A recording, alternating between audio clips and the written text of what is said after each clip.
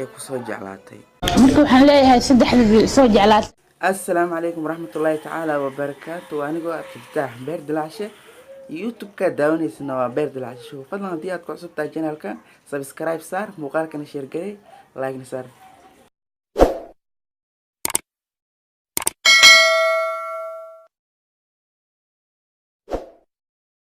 Fartuun, maanta maxaad jeclaan lahayd inaad ka hadasho adigu? ka hadlo in arin jirto oo social media beryahan qabsatay.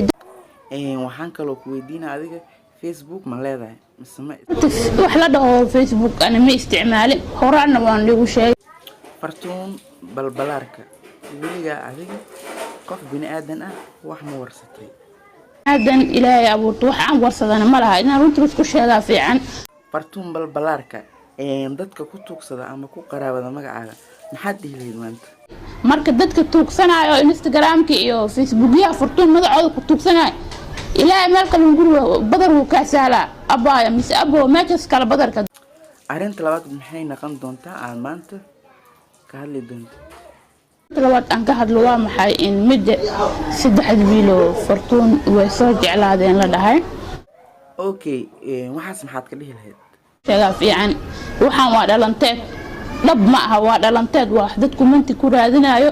Fartuun balbalaar weli adiga dadkaas isku dayday inaad u soo jawaabto? hal mar ma soo jawaabin. balbalaar maxaa kugu kalifaa la isdhihi karaa inaad u soo jawaabto maanta dadkan? ilaa maanta waxay ugu kalifay inaan soo jawaabo Facebook-ya beenta laga samaysto wiilasha islaameed lagu caanayo in lagu caayo ma u dul qaadanayaan waa wiilal walaalahayga ma garan. ugu dambeyntii Fartuun balbalaar maxaad dhihi lahayd saddex wiilodii wiil ee ku soo jeclaatay? marka waxaan leeyahay saddexda soo jeclaatay in Soomaali waxay dhahaan arinta qofkii kaaga hormar ayaa hadiyad leh.